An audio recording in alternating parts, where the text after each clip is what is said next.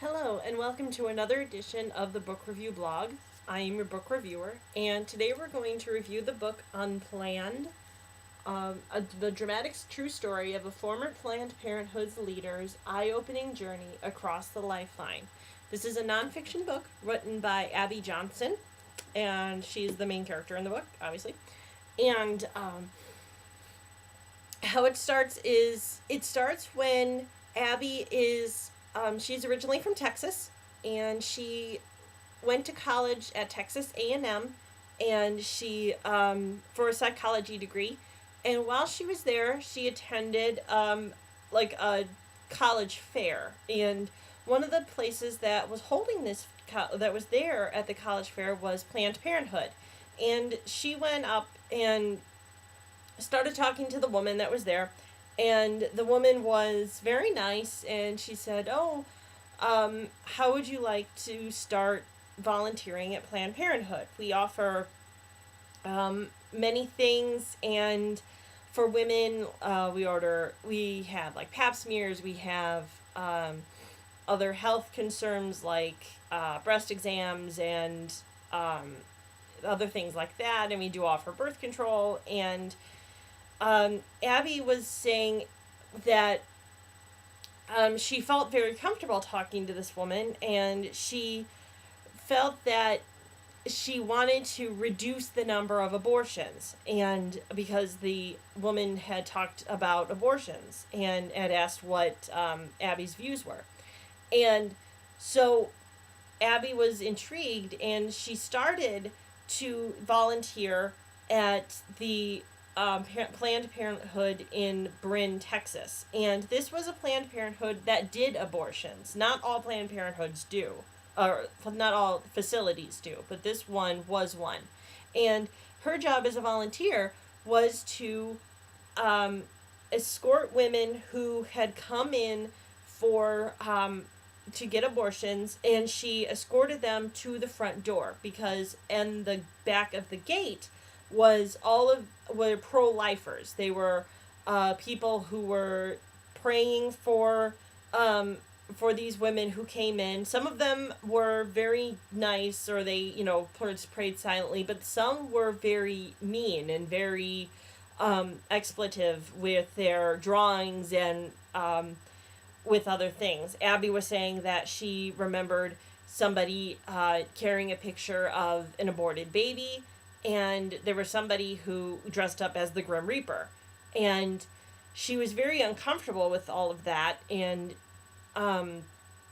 she was saying, well, actually, she kept in her mind thinking, this is, I'm trying to help reduce the number of abortions, and because that's what I want to do, and if with this facility.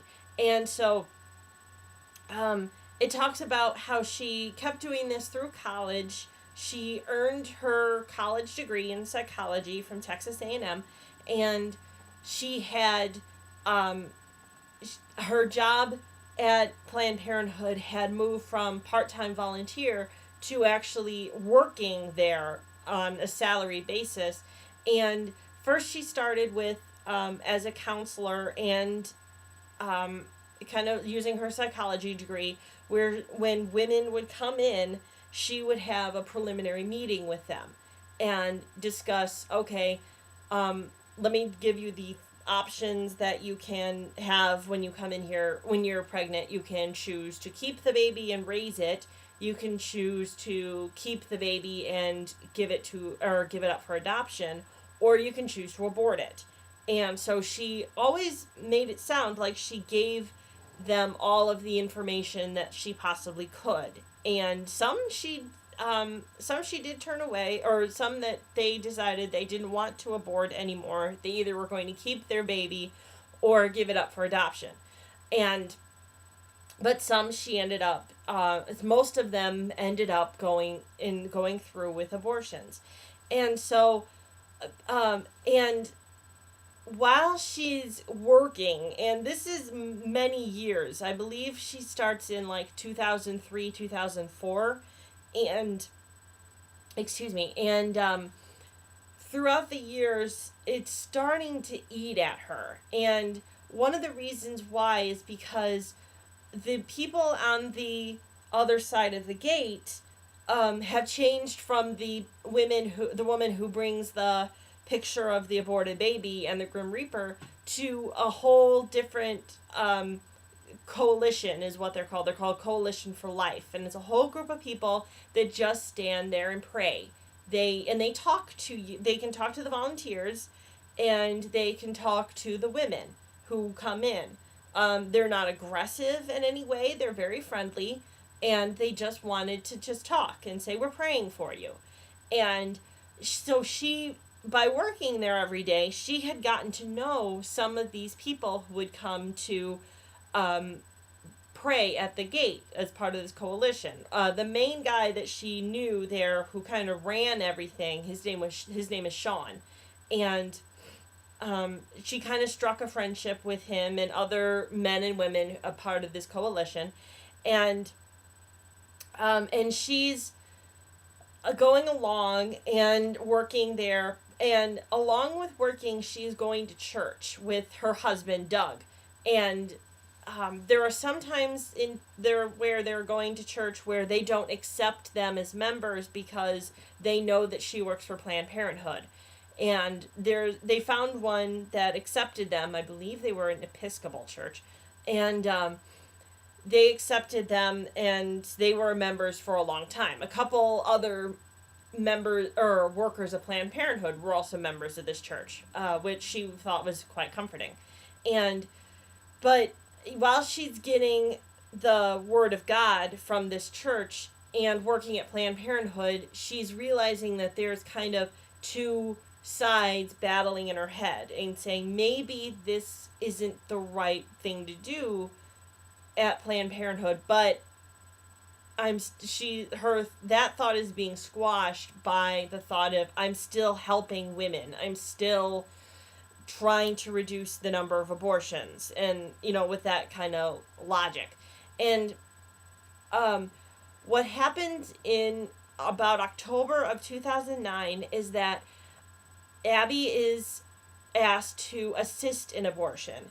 And what it is it's a odd situation, according to Abby, where most abortions are not done, or there's no ultrasound procedure with them. The women do see an ultrasound before when they're getting they're having a discussion with, do they still want to keep the baby, do they want to abort, and they always see how far along the woman is to see if they can actually still do the abortion.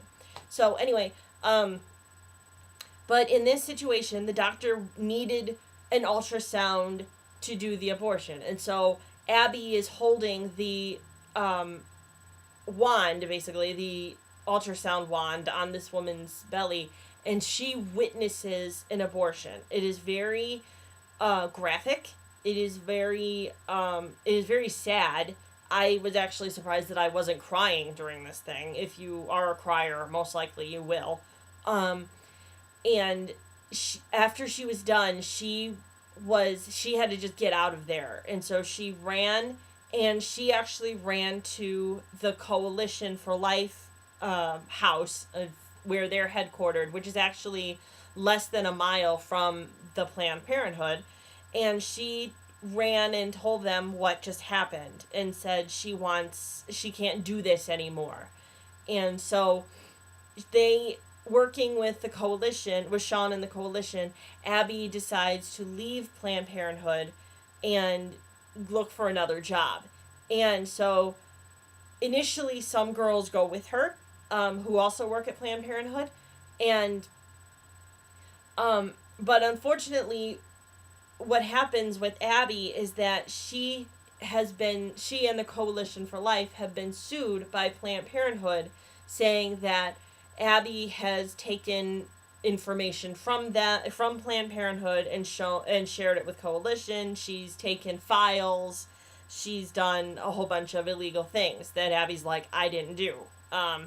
And so there is a hearing, and all through this, Abby is like, I don't know what's going to happen, but I'm going to leave it all to God.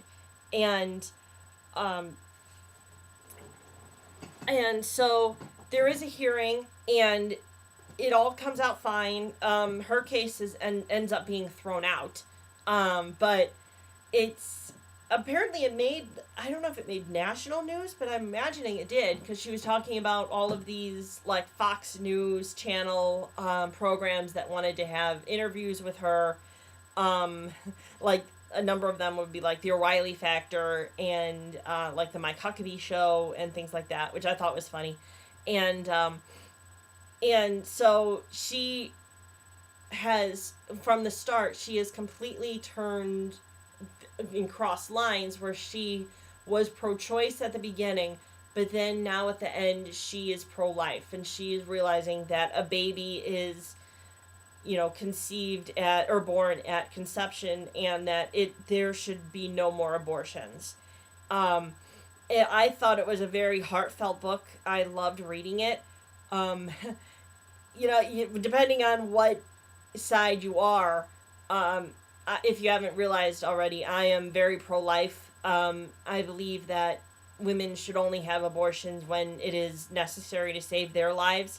Um, and um, no matter what side, if you're pro choice, you're not going to like this book, but I would still consider reading it. Um, and so that's it, and I really liked it. The next book that I'm going to read is, since I finished the Chronicles of Narnia book series. There it is. Then the first book in that series is The Magician's Nephew, which I'm going to read as the first one. So I bid you all farewell and happy reading.